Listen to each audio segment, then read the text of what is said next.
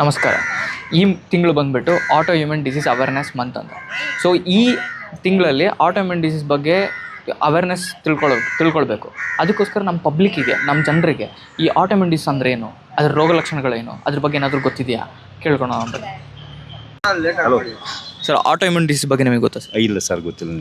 Sir, auto immune ಡಿಸೀಸಲ್ಲಿ ಹಲವು ಥರ ಡಿಸೀಸ್ಗಳು, SLE ಆಗಲಿ, ಆರ್ಥರೈಟಿಸ್, ಅದ್ರ ಬಗ್ಗೆ ಏನಾದರೂ ನಿಮಗೆ ಕೇಳಿದ್ದೀರಾ? ಅಟ್ಲೀಸ್ಟ್ ಕೇಳಿದೆ ಸರ್. ಕೇಳಿದ್ದೀರಾ ಸರ್?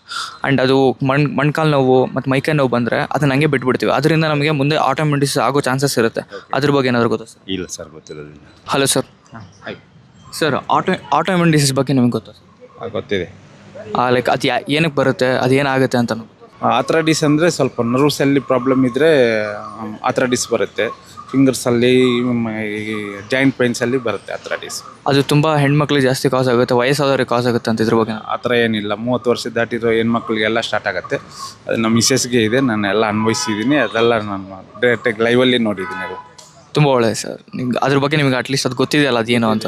ಫುಲ್ ನಾನು ನೋಡ್ಕೊತಾ ಇದ್ದೀನಲ್ಲ, ಅದರಿಂದ ಪ್ರಾಬ್ಲಮ್ ಫೇಸ್ ಮಾಡಿದ್ದೀನಿ, ಅದನ್ನ ನೋಡ್ಕೊತಾ ಇದ್ದೀನಿ. ನನಗೆ ಆಥ್ರೈಟಿಸ್ ಬಗ್ಗೆ ತುಂಬ ಚೆನ್ನಾಗಿ ಗೊತ್ತಿದೆ. Thank you sir. Thank you sir. Immune system ಕೆಲವೊಮ್ಮೆ ನಮ್ಮ ದೇಹದ ಮೇಲೆ ಅಟ್ಯಾಕ್ ಮಾಡಿದಾಗ ನಾವು ಅದಕ್ಕೆ ಆಟೋ ಇಮ್ಯೂನ್ ಡಿಸೀಸ್ ಅಂತ ಹೇಳ್ತೀವಿ. ಅಂದರೆ ಇದು ಒಂದು ರೀತಿಯ ಇಮ್ಯೂನ್ ಸಿಸ್ಟಮಿನ ಕಾಯಿಲೆ. ಆಟೋ ಇಮ್ಯೂನ್ ಕಾಯಿಲೆಗಳಿಗೆ ಟ್ರೀಟ್ಮೆಂಟ್ ಇದೆ.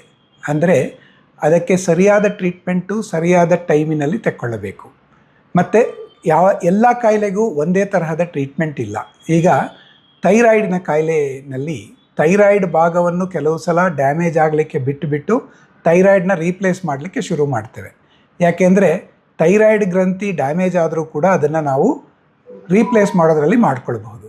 ಅದೇ ರೀತಿ ಕೆಲವು ಸಲ ಈ ಆಟೋ ಇಮ್ಯೂನ್ ಕಿಡ್ನಿಯ ಮೇಲೆ ಆಗಲಿ, ಬ್ರೈನ್ ಮೇಲೆ ಆಗಲಿ, ಲಂಗ್ಸ್ ಮೇಲೆ ಆಗಲಿ ಡ್ಯಾಮೇಜ್ ಮಾಡಲಿಕ್ಕೆ ಶುರು ಮಾಡಿದರೆ ಅದನ್ನು ನಾವು ನಿಲ್ಲಿಸಬೇಕಾಗತ್ತೆ.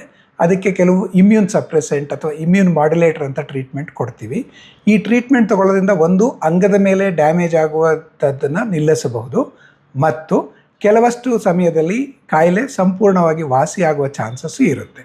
ಅಂದರೆ ಭಾಳ ಬೇಗ ಕಾಯಿಲೆಯನ್ನು ಕಂಡುಹಿಡಿಕೊಂಡು ಟ್ರೀಟ್ಮೆಂಟ್ ಮಾಡೋದ್ರಿಂದ ಅಂಗಗಳು ಕೂಡ ಉಳಿಯುತ್ತೆ, ಕಾಯಿಲೆಯು ಕೂಡ ವಾಸಿಯಾಗುವಂತಹ ಚಾನ್ಸಸ್ ಚೆನ್ನಾಗಿರುತ್ತೆ.